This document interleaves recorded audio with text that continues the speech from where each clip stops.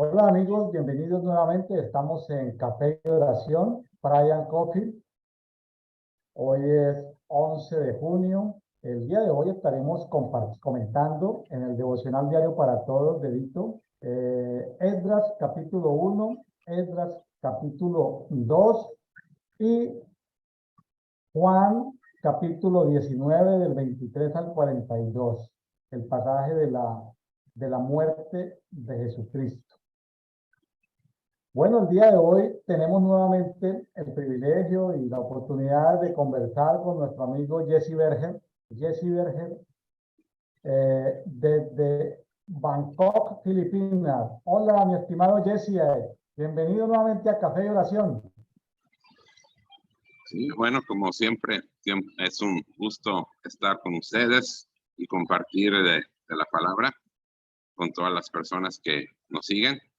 Y sobre todo desde esta ciudad tan hermosa, tan remota y llena de dinamismo y de progreso. Es lo que he podido observar, un avance muy significativo respecto a la última vez que estuve aquí en el 2006. Han mejorado mucho en cuestión de arquitectura y en cuestión de transporte público. Estoy impresionado. Tienen un buen sistema de transporte público.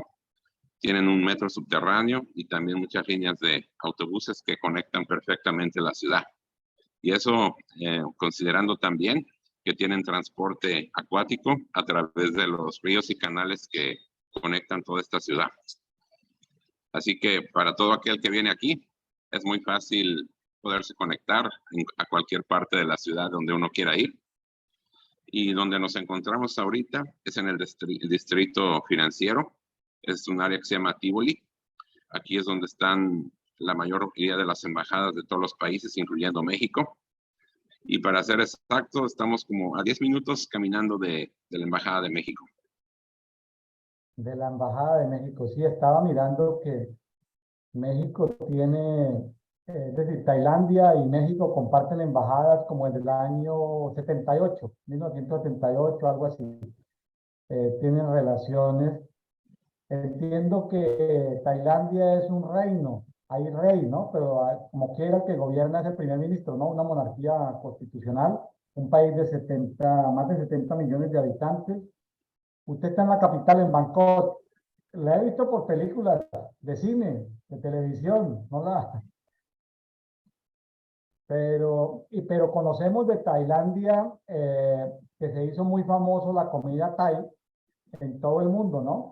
La comida Thai, pues hay restaurantes Thai en todas partes, ¿no? La comida Thai es deliciosa. Me imagino que ya directamente allá en Tailandia, en Bangkok, has podido disfrutar de los platillos de esa excelente gastronomía, Jesse.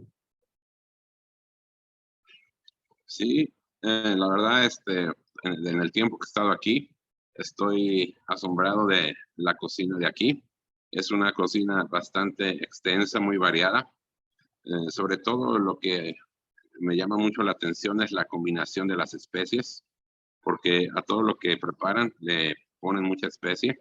Precisamente ayer que estaba cenando, me trajeron sí, como una olla con carbón, y yo mismo tenía que colocar los ingredientes y mezclarlos para preparar mi propio caldo. En este caso fue de carne de res, pero tenía muchos vegetales, hierbas exóticas, incluyendo hierbabuena, cilantro, y aparte jengibre, cebolla, todo se mezcla a la misma vez. Entonces, después de que ya estaba hirviendo la olla, ya estaba todo listo para sazonarse. Y sobre todo, aquí utilizan mucho el picante, pero es un picante combinado con dulces. O sea, es un picante dulce en salsa de maní o cacahuate, como le llaman en México. Y eso le da un sabor único a la comida. Y en todas las calles de la ciudad se pueden ver muchos puestos ambulantes de comida, así como en la Ciudad de México. Y la gente todas las noches sale a cenar. Es una costumbre muy típica de aquí, salir a cenar por las noches. Y otra cosa que me impresiona aquí, el tráfico de Bangkok, una cantidad impresionante de motocicletas por toda la ciudad. Es muy común aquí el transporte en motocicleta. Precisamente es una buena estrategia para evadir el tráfico vehicular. Yo ya en 2 ocasiones tuve que recurrir al transporte en motocicleta para asegurarme de llegar al destino que tenía que llegar sin tomar en cuenta el tráfico de los vehículos. Las motocicletas pueden circular por cualquier parte. Bueno, Jesús, le cuento que yo me aseguré de traerme una taza japonesa, una taza japonesa. Aquí Ah, me estoy tomando un es café una taza mexicano, asiática. sí, en una taza japonesa. Bueno, yo aquí tomando un té de jengibre, que es muy común aquí en Tailandia. Bueno, Jesús, acuérdese la tacita, hermano. Me trae una tacita de por allá, es lo único que le pido, una tacita para mostrar aquí en Café y Oración, en estos programas de café, poder decir, mire, esta fue la taza que me trajeron mis amigos de Tailandia, bueno, o de Filipinas, o de Japón, donde la consigas. Sí, sí, bueno, voy a considerar comprar una taza de aquí para llevar un buen recuerdo. Y Bueno, a propósito, aquí existen muchos mercados ambulantes en diferentes partes de la ciudad. Y eso sin mencionar los mercados flotantes, que son mercaderes, comerciantes que llevan su mercancía en canoas y la trasladan, pues sí, de un lugar a otro.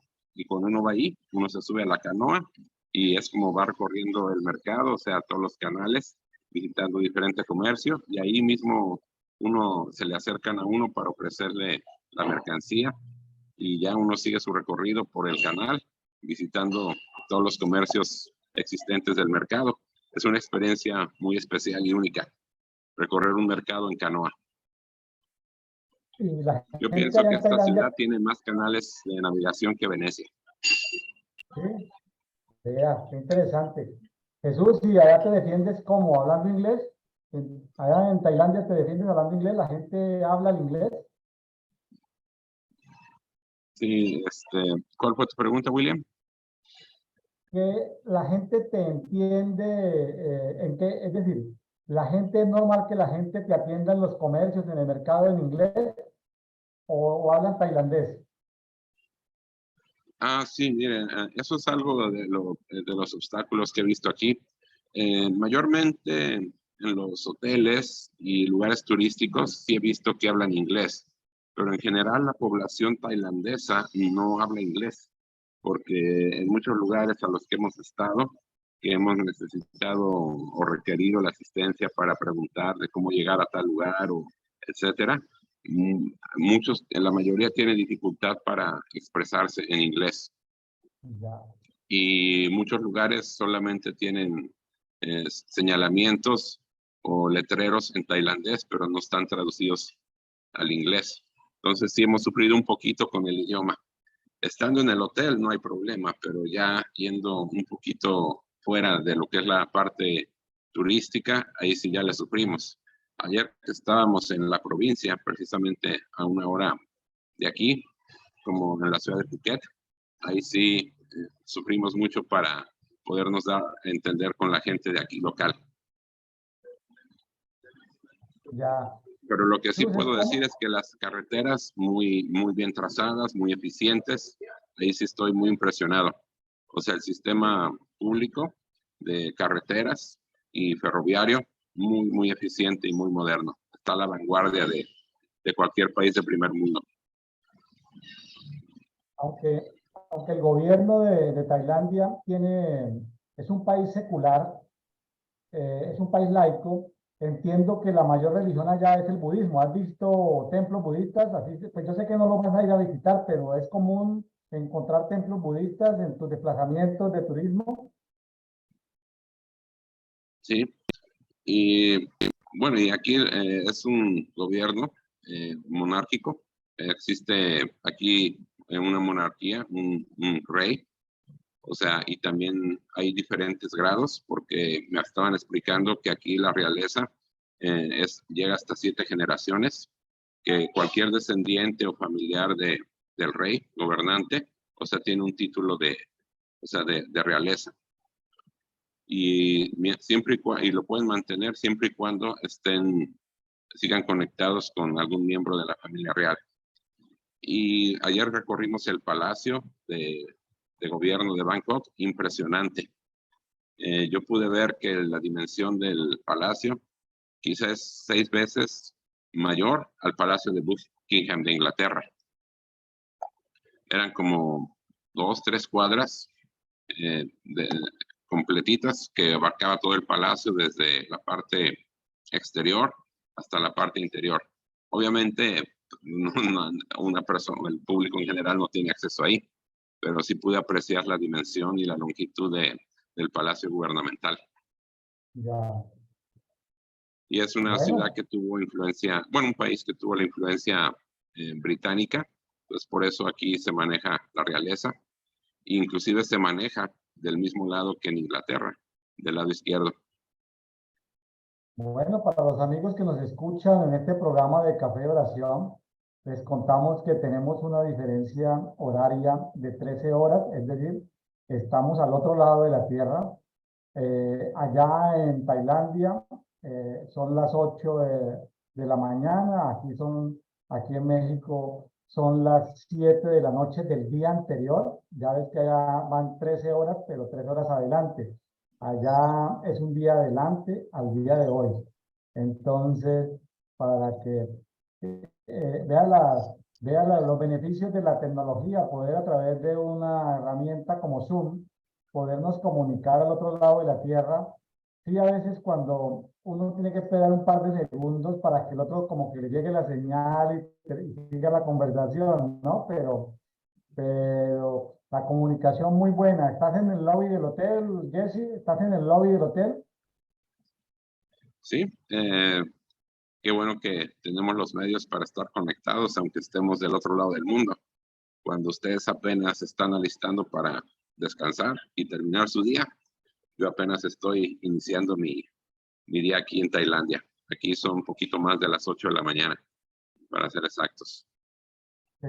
Así que qué buena manera de empezar el día con Coffee and Pray. Yo con un té de jengibre y allá ustedes con un café. Bueno, muy bien, Jesús. Pues muchas gracias por participar. Gracias por sacar tiempo en medio de tus merecidas vacaciones. Y bueno, que Dios le bendiga por este cariño tan especial con los amigos de Café y Oración. Bueno, mi estimado, pues el día de hoy nos toca conversar Esdras capítulo 1 y 2. Voy a dar un contexto de algo de Esdras y Nehemías. Esdras y Nehemías fueron un par de libros que estuvieron juntos durante mucho tiempo, tanto en las Biblias hebreas como en las Biblias protestantes, estuvieron como un solo paquete. ¿Sí? Ya muchos siglos después, por allá por el siglo XV, fue que de la Biblia hebrea se separó lo que es esto, Esdras de Nehemías, porque se presupone que son dos autores diferentes o que son dos tiempos diferentes. A ver, recordemos, para enmarcar en qué tiempo nos estamos moviendo. Todo lo que sucede en Esdras y Nehemías es post-exilio babilónico, es decir, ya pasaron los 70 años de que el pueblo de Judá fue llevado cautivo a Babilonia. Recordemos que había sido profetizado por el profeta Isaías 140 años antes que se levantaría un rey llamado Ciro, el cual Dios utilizaría para liberar a los exiliados judíos. Entonces, para que tengamos una idea, Esdras y Nehemías, que es como un bloque histórico, arrancamos en el año 538 antes de Cristo, cuando Ciro el Grande, rey persa, permitió el primer retorno de los exiliados a Jerusalén. También aparece en algunas citas, que ahorita no las voy a nombrar, en el año 515, antes de Cristo, aparece Darío I, colaborando para que se finalice el templo de Jerusalén. Y casi 90 años después, porque este par de libros cubren como 90 años de tiempo, en el año 7 de rey Artajerjes,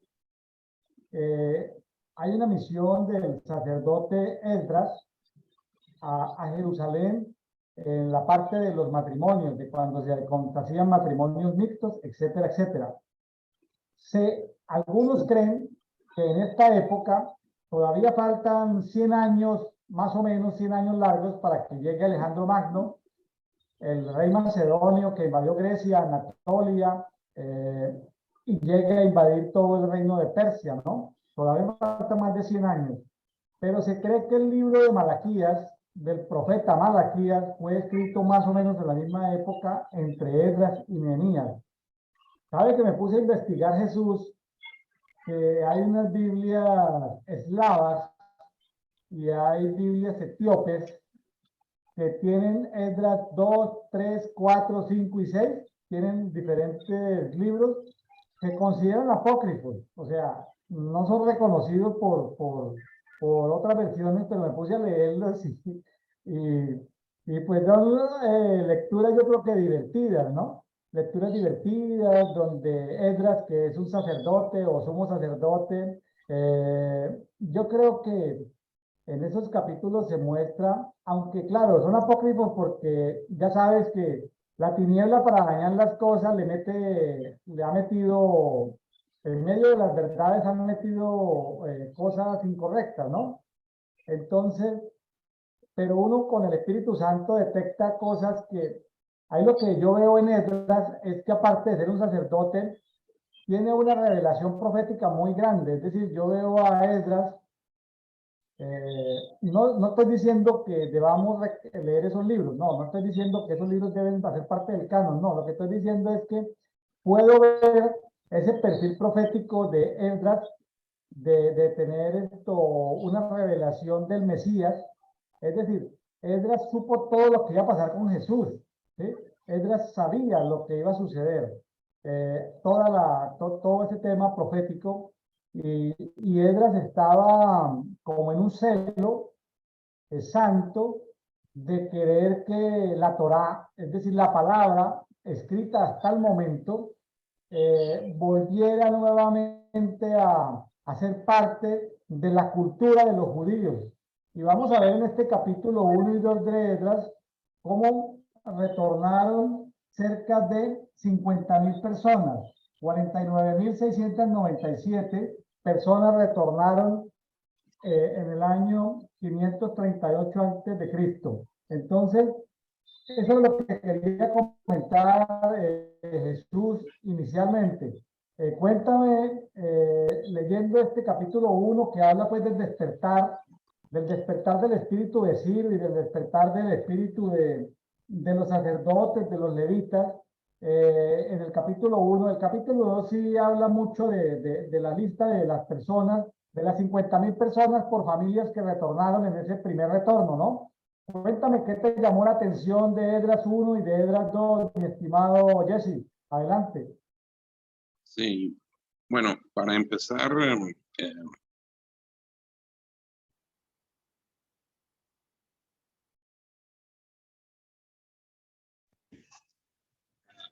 Dale. estos hechos. Esto aconteció después de la cautividad de Israel, cuando Nabucodonosor conquistó Jerusalén y también hubo un exilio masivo de gente de Judá, de Benjamín, de todas las tribus de Israel hacia Babilonia. Entonces fueron 40 años de opresión, de esclavitud, que en ese entonces el gobierno de Babilonia tenía por característica imponer su cultura, sus creencias religiosas y sus estilos de vida. Y de alguna manera el pueblo hebreo perdió su identidad, o sea, como nación, porque se fueron subyugados y sometidos a una cultura completamente diferente, pagana, que era Babilonia, a través de Nabucodonosor. Pasan los años y el imperio babilónico cae y Ciro, rey de Persia, toma el gobierno y la autoridad sobre esa región. Y aquí lo importante es que, ¿por qué Dios no, para liberar a Israel, no, o sea, en vez de recurrir a uno de sus profetas, utiliza un rey pagano. Aquí lo que puedo entender yo es que después de haber estado Israel oprimido por tanto tiempo, perdieron su identidad de gobierno, su identidad como nación. Entonces, para restaurar al pueblo, había que restaurar la identidad de gobierno. Y por eso Ciro tenía una mentalidad de reino, una mentalidad o sea, de gobierno. Y precisamente por eso Dios escogió a un rey que, aunque no era creyente, pero entendía claramente los tiempos, porque aquí claramente dice que Dios despertó el espíritu de Ciro. O sea, ahí Dios fue el que lo eligió a él para precisamente restaurar primeramente el templo, porque si no hay un templo, no puede haber gobierno. Entonces, era un rey que tenía entendimiento en cuanto a gobierno y en cuanto a autoridad.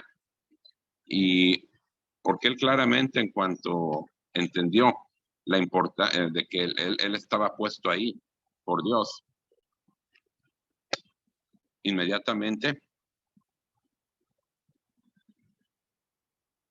¿se me escucha? ¿Aló? Sí, Jesús, pero se le fue la imagen. Bueno, se Se le está fue la viendo la imagen. señal. Ahora Bueno, ya estamos de regreso.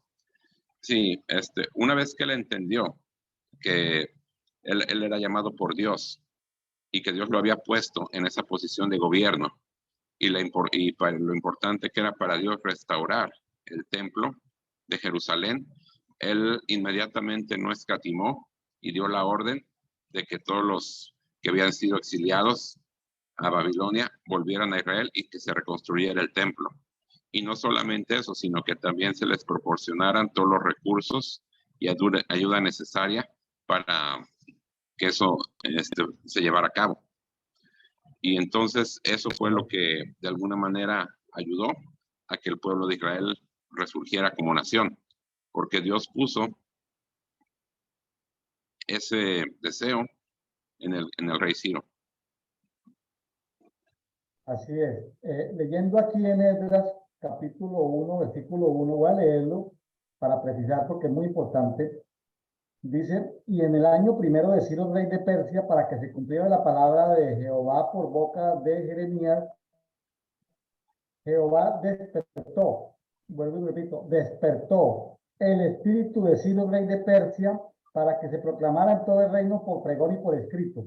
Aquí, buscando en diferentes versiones de la Biblia, la palabra que aparece ahí, porque parte del libro de Esdras fue escrito en arameo y parte fue escrita en hebreo. Esa es una de las dificultades de estos libros, ¿no? Pero la palabra despertó, en otras versiones, despertó el espíritu, en otras versiones dice, inquietó el espíritu, en otras dice, movió el espíritu, en otras dice, suscitó el espíritu, en otras dice, impulsó el espíritu, y en otra versión dice, excitó el espíritu. ¿Tú cómo entiendes eso de despertar el espíritu, Jesús? ¿Cómo entiendes eso de despertar el espíritu? Y mientras piensas en la respuesta, le leo Esdras 1:5. Dice, entonces se levantaron las cabezas de la familia de Judá y Benjamín, los sacerdotes y los levitas, todos aquellos cuyo espíritu había despertado a Elohim para que subieran a reconstruir la casa de Jehová que está en Jerusalén. O sea que hubo un despertamiento masivo de espíritus. Los espíritus estaban vivos, pero los espíritus estaban dormidos. La luz alumbró sobre los espíritus. ¿Cómo lo ves tú, Jesse? Sí, bueno, pues como mencioné anteriormente, como tú dijiste, o sea, para que se cumpliese la palabra que Dios había hablado y escrito y hablado desde antes. Entonces, realmente me impresiona mucho que cómo es que el gobierno persa, representado por Ciro, se haya dispuesto inmediatamente a colaborar para que el pueblo de Israel restaurara primeramente el templo, porque él sabía que una ciudad o una nación sin un templo, sin un Dios al cual adorar, no podía tener estabilidad gubernamental. Entonces, los mismos principios de gobierno que había en su nación, en su imperio, los puso al servicio de Israel, para que Israel resurgiera como nación y volviese nuevamente a adorar a Dios. O sea, él claramente entendía quién era Dios y esa misma mentalidad la transfirió a ellos. Porque algo que caracterizó al imperio persa es que ellos, aunque conquistaron muchas naciones y territorios, ellos no imponían su cultura. Ellos permitían que los pueblos que eran de alguna manera parte de sus provincias o de su gobierno mantuvieran su cultura y sus creencias religiosas. Entonces eso ayudó que el imperio persa se mantuviera fuerte y se extendiera tanto durante ese tiempo, porque era un pueblo hasta cierto punto respetuoso de la cultura y de las costumbres de otras naciones. Inclusive, pues posteriormente sabemos lo que ocurrió con, aunque ya es otra historia, la conocemos, de la reina Esther, de Mardoqueo, de ya cuando muchos judíos habitaban en Persia. Entonces, eso habla de que había una buena comunicación, había una buena relación entre las diferentes culturas que habitaban en el imperio persa, que era bastante vasto, que en aquel entonces, bueno, abarcaba más o menos desde lo que conocemos como Irán, Irak, hasta la India. Entonces, de verdad que sí, es impresionante cómo vemos que la mentalidad y el diseño del reino de Dios estaba manifestado en aquel entonces en este imperio persa. Así es. Jesús, para precisarle a los amigos que nos están escuchando el día de hoy, el tiempo que estuvo el pueblo de Judá y Benjamín cautivo en Babilonia fueron 70 años. 70. Recordemos que 70 es el número que significa tiempo o generación de reyes, mientras que 40 significa una generación normal. Recuerda, y me estaba pensando ahorita que días antes a esta grabación posesionaron después de 70 años de reinado de la reina de la Comunidad Británica de Naciones, posesionaron al rey Carlos III, que más o digamos que cumpliéndose los 70 años, ¿no? Que dura una generación de reinado. Y ahorita que estaba recordando que también la República de Tailandia pues es una monarquía, ¿no? O el país de Tailandia, mejor dicho, es una monarquía. Entonces estaba recordando eso, ¿no? Como el 70 significa tiempo de una monarquía. Y bueno, el mundo profético está muy alborotado con el tema de Carlos III de Inglaterra. Parece que ese reino comienza a desboronarse por pedazos, comienza como a decaer. La economía, los escoceses se quieren independizar, Canadá no quiere aceptar Canadá, algunos provincias de Canadá no quieren aceptar a Carlos III. En Australia hay un movimiento antimonárquico. Bueno, parece ser que a este personaje, Carlos III, se le va a desintegrar un poco el tema del reino, ¿no? Como que son ciclos que se cumplen y que, bueno, son ciclos que se cumplen y pasan. Sí, de verdad que esta historia tiene mucho que reflexionar, porque hoy en día, bueno, el pueblo, nosotros como creyentes, muchas veces vivimos fuera de los diseños del reino, porque de alguna manera nos sometemos a la cultura a la cual estamos viviendo, ¿no? Que representa un poquito el sistema babilónico, ¿no? De opresión, de control. Pero se nos olvida que somos hijos de un rey y que tenemos que vivir bajo los diseños y principios del reino de Dios, que es el que nos otorga una verdadera libertad, pues no solamente, o sea, para no solamente gobernar en las cuestiones celestiales, sino también en las cuestiones terrenales aquí en la tierra. Jesús, sabe también que me llamó la atención poderosamente, hermano, que no lo sabía, sino hasta el día de hoy que estaba haciendo este devocional. Me llamó la atención que el significado de Ciro significa sol. Esa gran luminaria creada en el día 4 de la creación, sol. Ciro significa sol. Pero aquí aparece un personaje en Esdras 1:8. Dice que Ciro le entregó y depositó una cantidad de riqueza y de bienes, los depositó en manos de Sesbazar, príncipe de Judá. Sesbazar.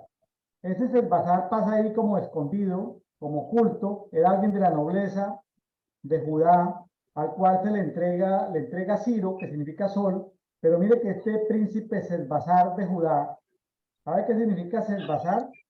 Sesbazar significa adorador de fuego. Qué nombre tan bonito, adorador de fuego. Eso es lo que somos en este tiempo, Jesús, en este tiempo de luz. Tú eres una lámpara encendida en medio de la oscuridad. Eres un adorador de fuego en Tailandia. Yo aquí soy una lámpara encendida en este tiempo de oscuridad, manifestando la luz. Somos como adoradores de fuego. Entonces, Dios permite que gente que no lo conoce a Él, como Ciro, actúe en beneficio de nosotros, los adoradores de fuego, los adoradores del Padre, para que el Padre logre sus diseños, sus propósitos, cierre ciertos ciclos de la historia. O sea, Dios utiliza en cualquier momento un Ciro en el planeta Tierra. Un Ciro se levanta, hace reformas.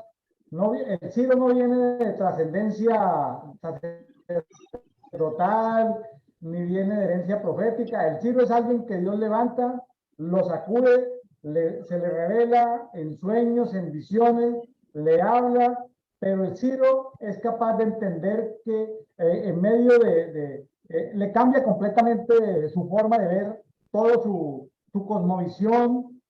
Y bueno, Dios levanta Ciros, ¿no? Y eso es lo que necesitamos, que Dios levante Ciros. O sea, no necesariamente los presidentes que Dios va a levantar en estos países tienen que ser gente que asista a una iglesia evangélica. Pueden ser Ciros que, sin ser evangélicos, siendo personas que en el pasado fueron mundanos, ¿sí? Fueron mundanos, son personas que se levantan para permitir que los verdaderos adoradores del Padre, los Sesbazar, puedan levantarse para ir a restaurar el templo, ¿no? Qué bonito esto, ¿no?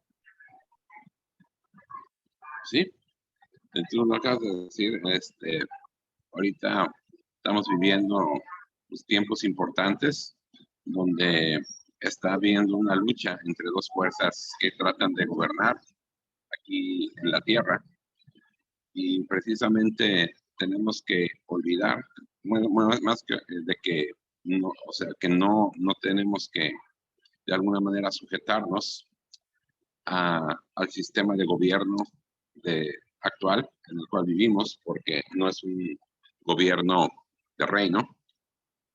Y es importante que nosotros estemos conscientes de que estamos llamados para retomar lo que nos corresponde como creyentes, como herederos del reino, para que verdaderamente seamos una luz en estos tiempos de tanto caos, de tanta confusión, que pues sí, de alguna manera nos envuelven a muchos, pero precisamente no olvidemos que en el tiempo donde Israel sufrió mayor opresión, mayor esclavitud, mayor falta de identidad como nación, fue cuando vino una luz nueva para que ellos volvieran a resurgir como nación.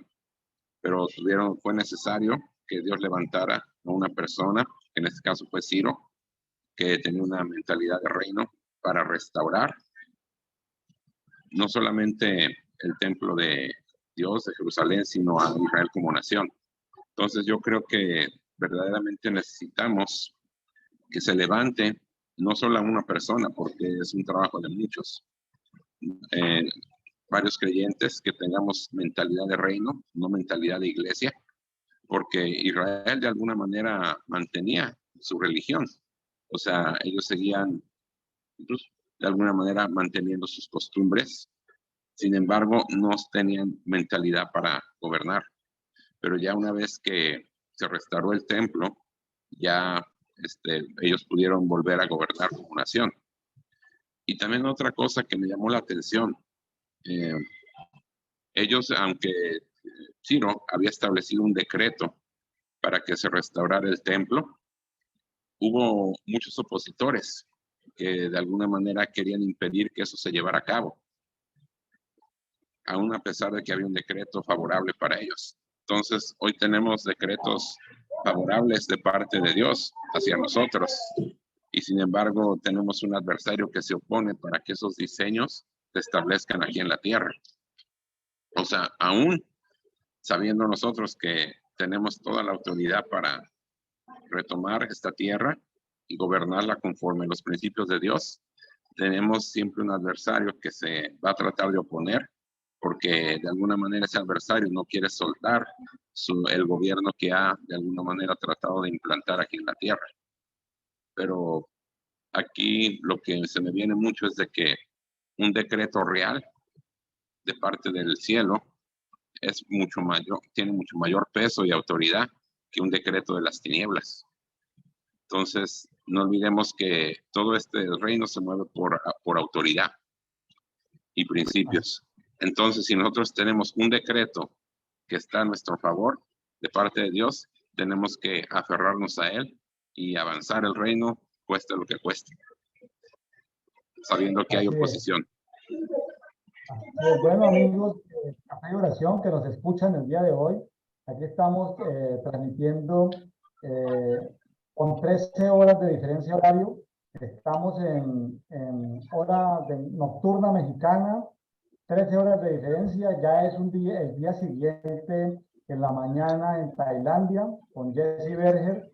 Jesse, le propongo que vayamos yendo a Juan.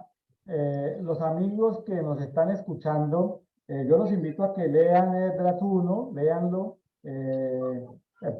porque Jesse está en el lobby de un hotel desde su teléfono celular. Entonces, para no alargar mucho el programa, el capítulo 2 de Esdras habla de las 50.000 personas que retornaron a Jerusalén, o sea, las cabezas de familia que retornaron a Jerusalén, está en el capítulo 2. Entonces, para irnos a la segunda parte del día de hoy, según la guía de lectura de la Biblia en un año, nos vamos a Juan, capítulo 19, versículo 23 al 42, que es el pasaje que tiene que ver con la muerte de Jesucristo, de Jesús, allí en la cruz del Calvario, en Juan 19, del 23 al 42. Pero quiero hacer una precisión. Voy a mostrar,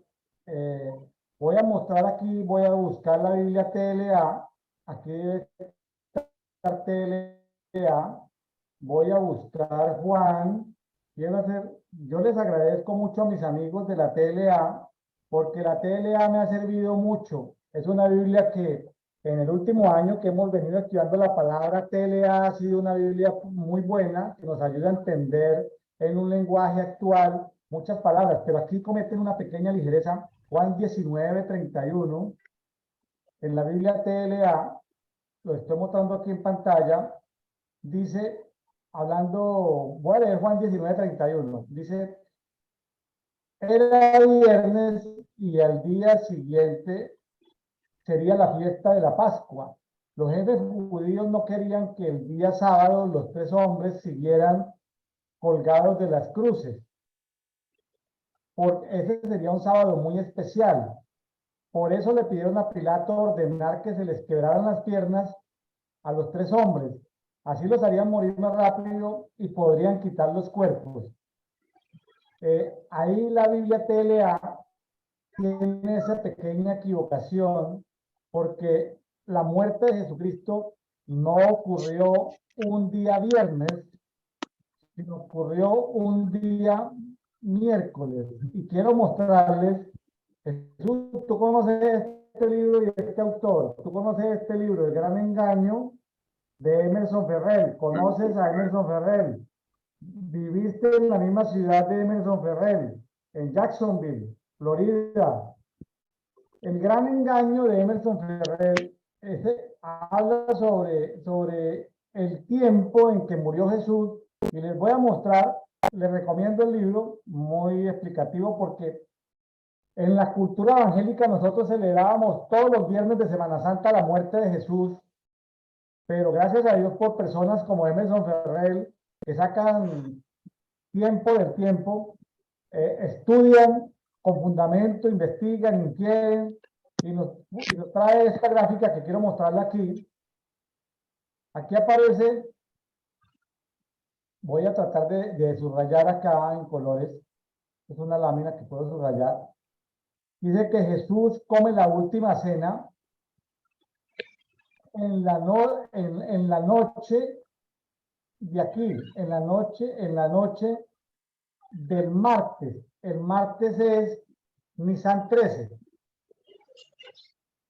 Donde confunde la gente es que el día de preparación, este día de preparación no era un viernes, sino era en la Pascua.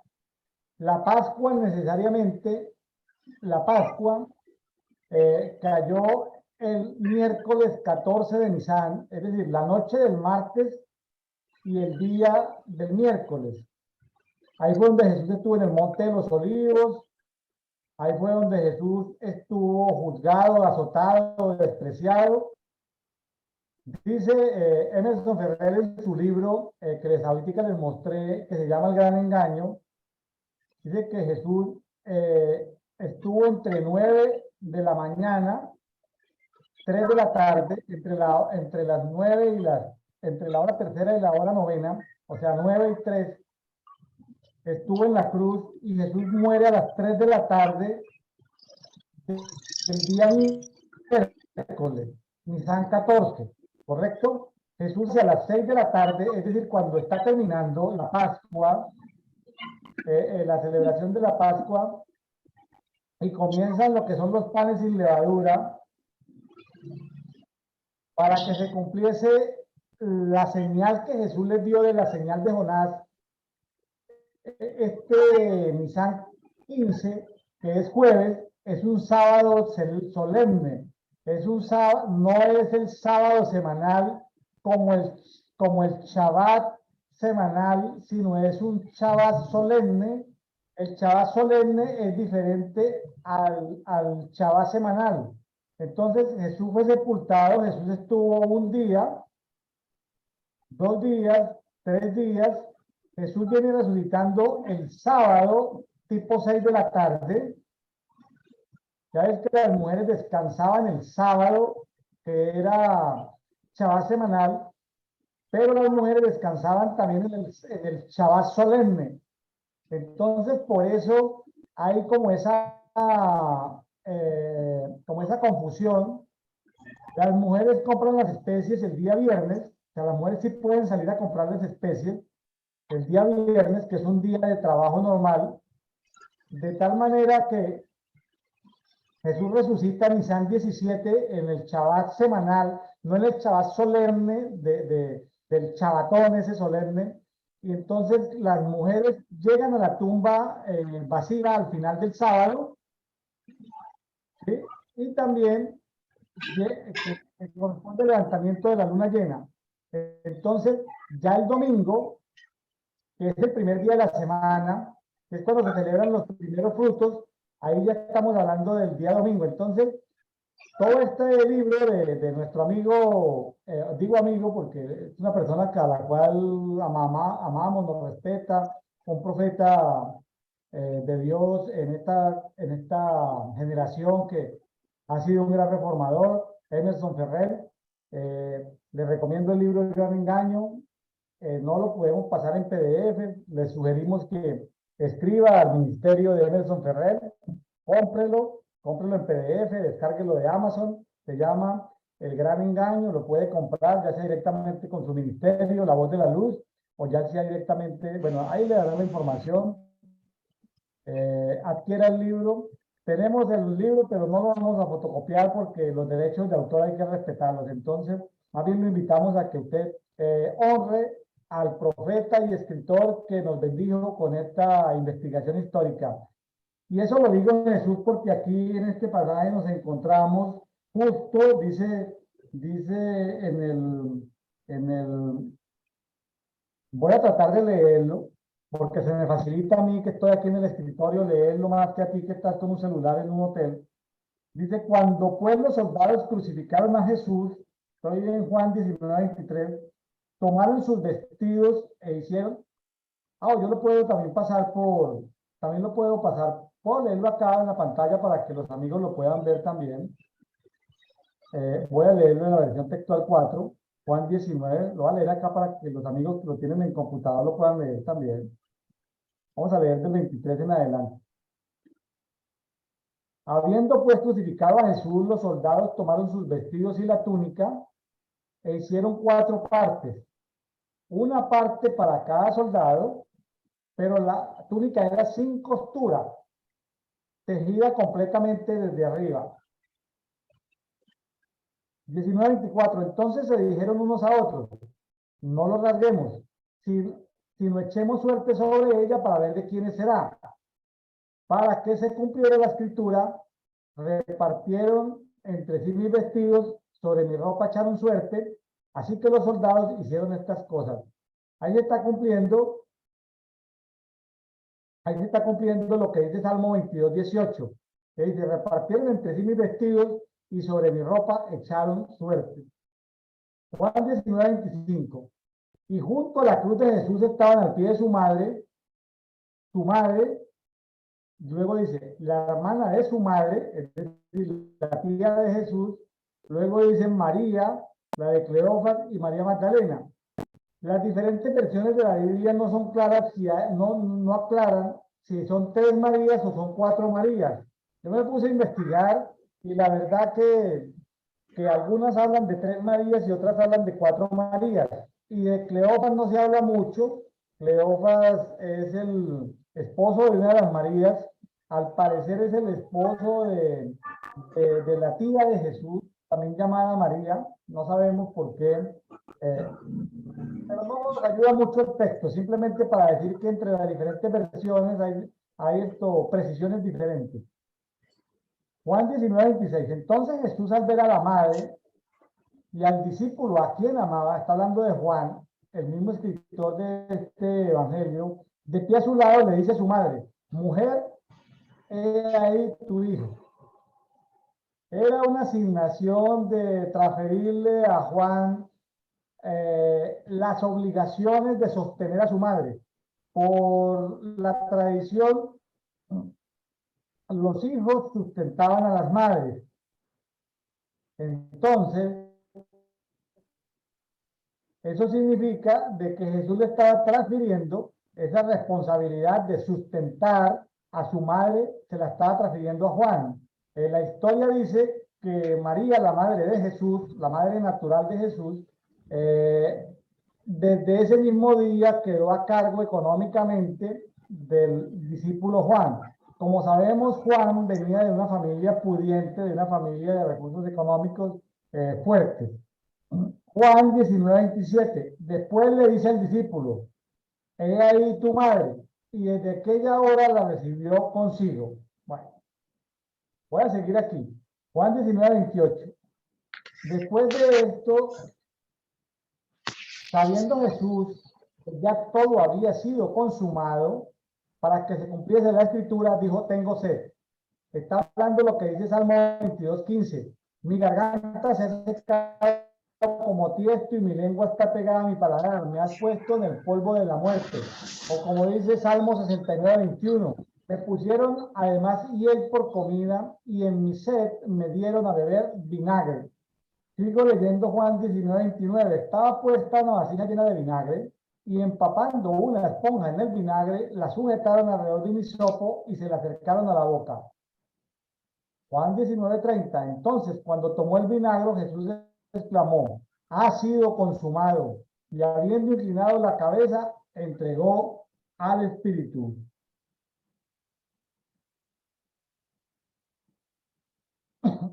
Estamos aquí en Juan 19:30. Esa ya es la sexta palabra.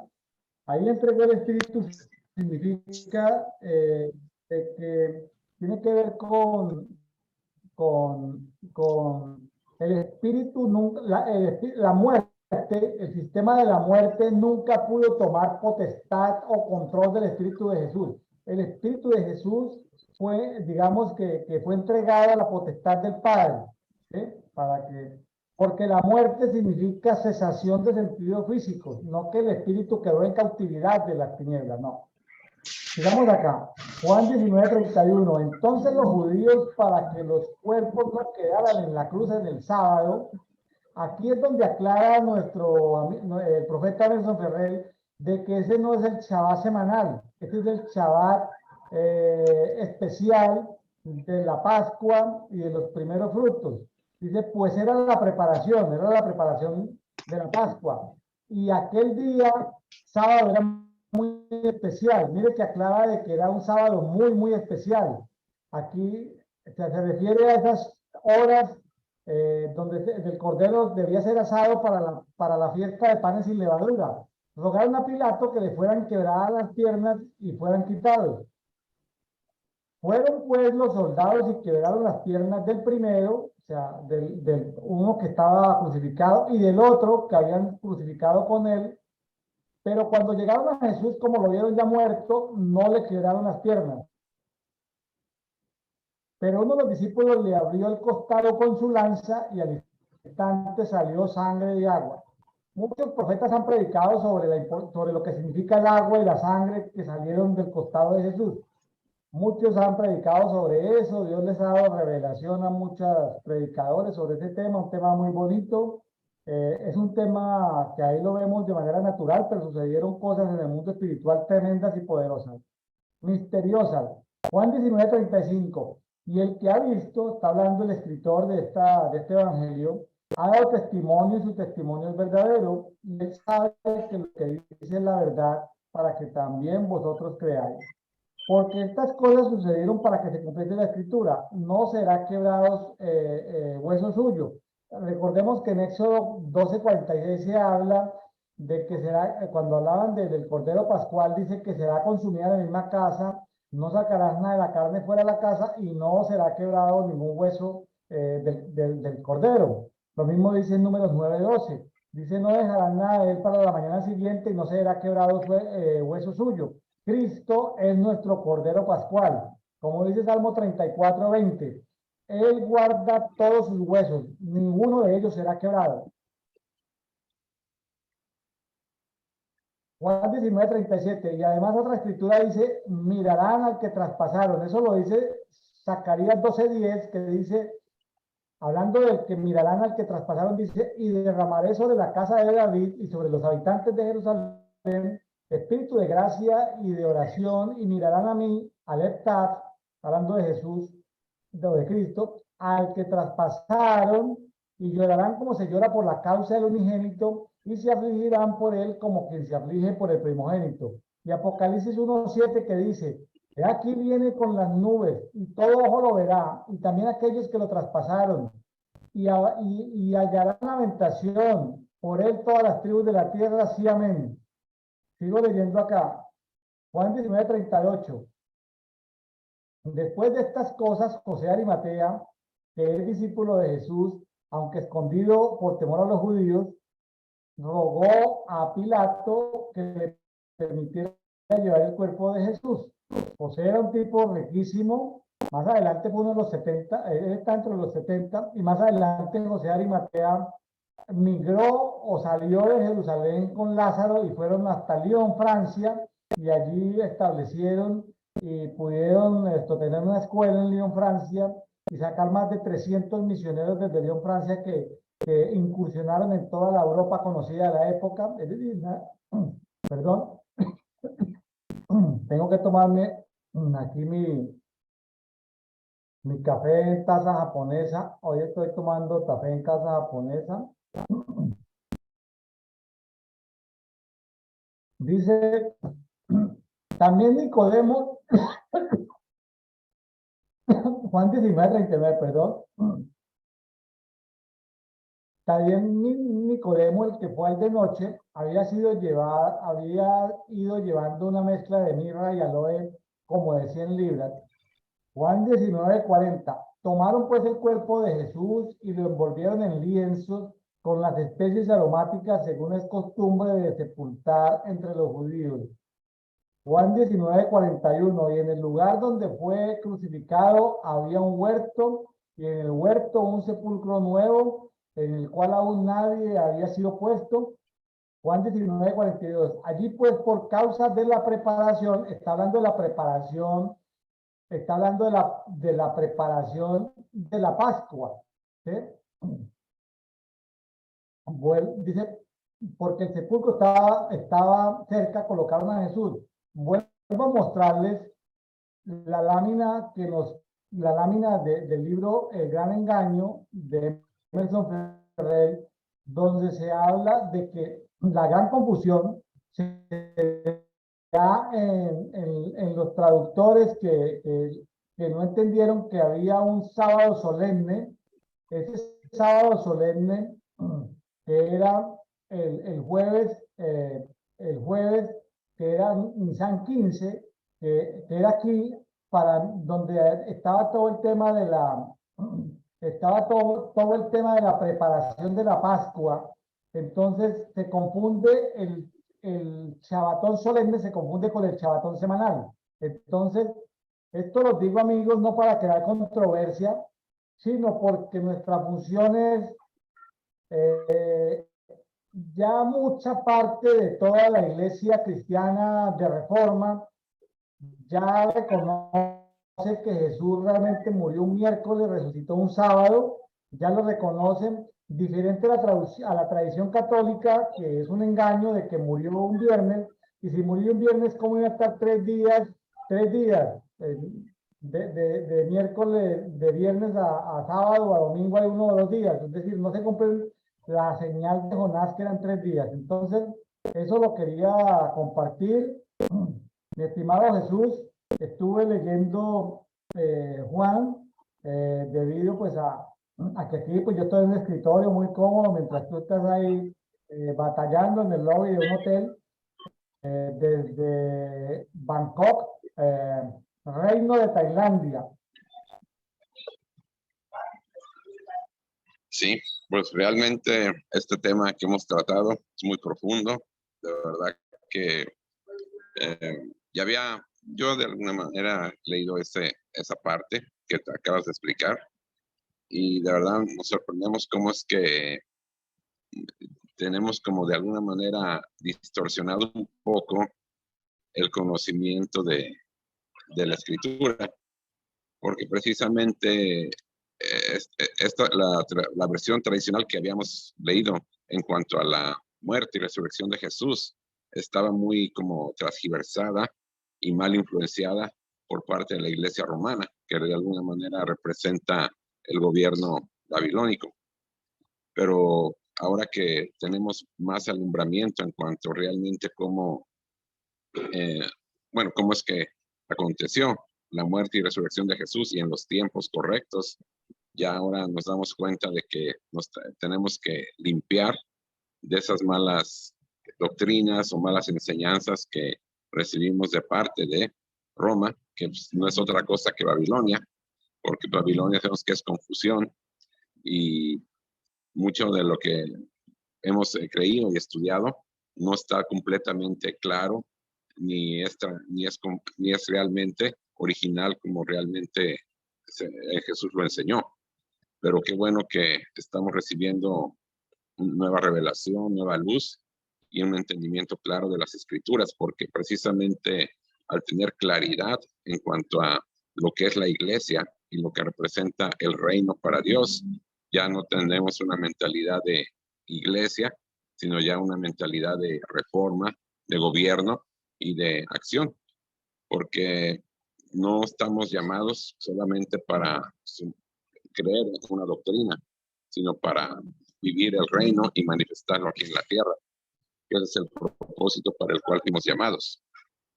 Y precisamente aquí, estando en Tailandia, me doy cuenta que el gobierno es un gobierno de reino, ¿no? Que no solamente lo domina una sola persona, sino que la familia real está muy unida por toda la ciudad y todos tienen una función de gobierno aquí en esta ciudad. El gobierno no está tanto repartido entre políticos como en nuestras naciones, sino que los familiares del rey de alguna manera tienen cargos y funciones en este país. Y pues, sí puedo ver un gran avance y progreso en este país, precisamente porque existe una buena estructura de gobierno y que la verdad a mí me deja mucho que aprender y reflexionar respecto al gobierno de la iglesia actualmente. Bueno, yo aquí en una taza, supongo que de té, aquí una taza japonesa, estoy aquí, vean, les muestro mi taza japonesa, tomándome un café aquí en la noche mexicana. Ya Jesús está 13 horas adelante, o sea, ya anocheció, ya madrugó, ya Jesús está en la mañana. Ahorita Jesús se va a sus diligencias en Bangkok. Jesús, ya para despedirnos, como tú estás con un celular, ¿por qué no te mueves prudentemente con el celular? A ver si nos puedes mostrar algo de lo que se alcanza a ver ahí del centro financiero de Bangkok, ahí desde la ventana de tu hotel. Si te puedes mover lentamente y mostrarnos ahí el lobby del hotel o mostrar la parte exterior, si lo puedes hacer ya para despedirnos, Jesús. Sí, definitivamente que sí. Vamos a buscar algo típico de aquí. Váyase moviendo y vaya hablando para que Zoom recoja la imagen tuya. Listo, vaya hablando. Mientras se va moviendo, vaya hablando para que Zoom te agarre tu voz. Bueno, dale, muéstranos el lobby del hotel y muéstranos la parte del lobby. Sí. Bueno, y aquí pues, una pequeña muestra de una calle de aquí de Bangkok, Tailandia. Podemos ver el tráfico continuo que hay por aquí y las motocicletas que son muy frecuentes en esta ciudad. Jesús, váyase moviendo, váyase moviendo un poquitico hacia afuera, váyase moviendo un poquitico hacia la puerta, hasta donde le alcance el wifi. Sí, es correcto. La verdad que es muy agradable estar aquí. Y precisamente, bueno, esto es un símbolo de Tailandia, el caballo real, que también representa, que es parte del gobierno celestial, ¿no? Los caballos de realeza.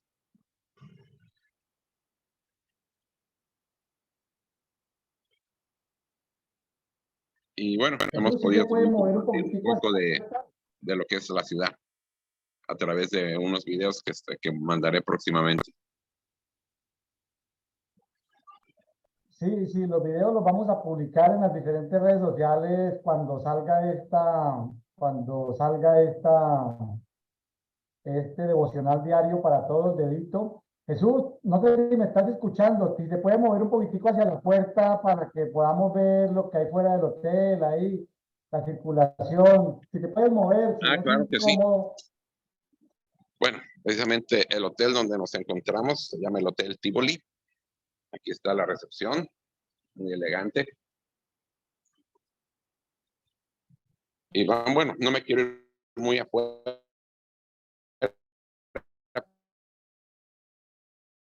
para no perder la conexión de internet, pero aquí vamos mirando una de las calles de Bangkok.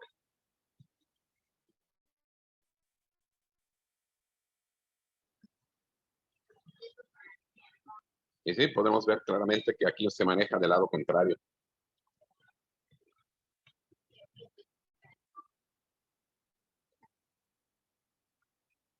mucha motocicleta, como les mencioné desde un principio. Es lo que predomina más por acá, más que vehículos. Jesús, ¿le puedes decir a alguno de la recepción, le puede decir a alguna de las recepcionistas del lobby que si nos da un saludo en tailandés? A ver, ¿me repites, por favor, William, que no escuché bien? ¿Le puede decir a alguna de las recepcionistas que si nos manda un saludo en tailandés, alguna de las recepcionistas del lobby le puede decir, mira, saluda a los amigos de América, que nos mande un saludo en tailandés?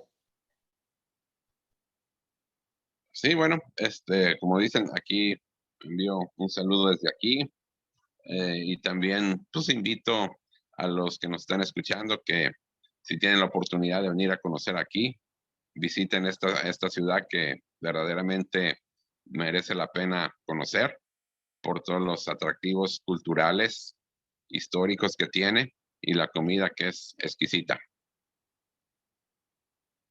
Jesús, lo que te decía es, yo sé que no escucha bien porque te siente el ruido, pero si te puedes acercar a alguien de la recepción, alguno del lobby que nos dé un saludo en tailandés y tú o Claro que sí. Voy que mismo nos a salude. la recepción. En este Tú le dices en momento, inglés, sí, me en dirijo inglés, a recepción. eso, Precisamente para que vamos a saludar a una chica tailandesa. en tailandés. Hi there, good morning. I am doing a broadcasting for Latin America. So can you say hello to our audience in English? Because that's the language we understand more. What's your name? My name is Ning. Ning. Yes. Bueno, aquí vamos a saludar a Ning, que es la recepcionista del hotel, que me ha hecho sentir muy como en casa, muy hospitalaria y muy cálida. Aquí se las presento. Que nos salude en tailandés. Hola. Hello to the audience. I say, welcome to Thailand. Yeah, say, welcome to visit Thailand. I cannot speak English. You speak English, no? Not well. Not Okay, good. say just hi. Hello, good morning. How are you? Good morning. Bueno, saludando, decir cómo están, buenos días aquí y bienvenidos a Tailandia cuando gusten venir. Say bye. Bye. Se despide. Bye. Bueno, Jesse, Bueno, un abrazo. Cuídense mucho, hermano. Un abrazo y nos da gusto haber compartido desde Tailandia. Hasta pronto. Bueno, ya que está por Tailandia, ore por esa tierra, bendiga esa tierra, profetice sobre esa tierra. Bueno, Jesús. Nos despedimos. Hasta pronto. Recuerde, listo. Bueno, estábamos con nuestro amigo Jesse Berger desde Tailandia. Allá estamos, aquí en México estamos en la noche. Allá es el día siguiente, 13 horas de diferencia. Bendiciones para todos. Que Dios bendiga a Tailandia. Bueno, amigos de Café y Oración, gracias por compartir con nosotros. Nos vemos el día de mañana. Bendiciones para todos.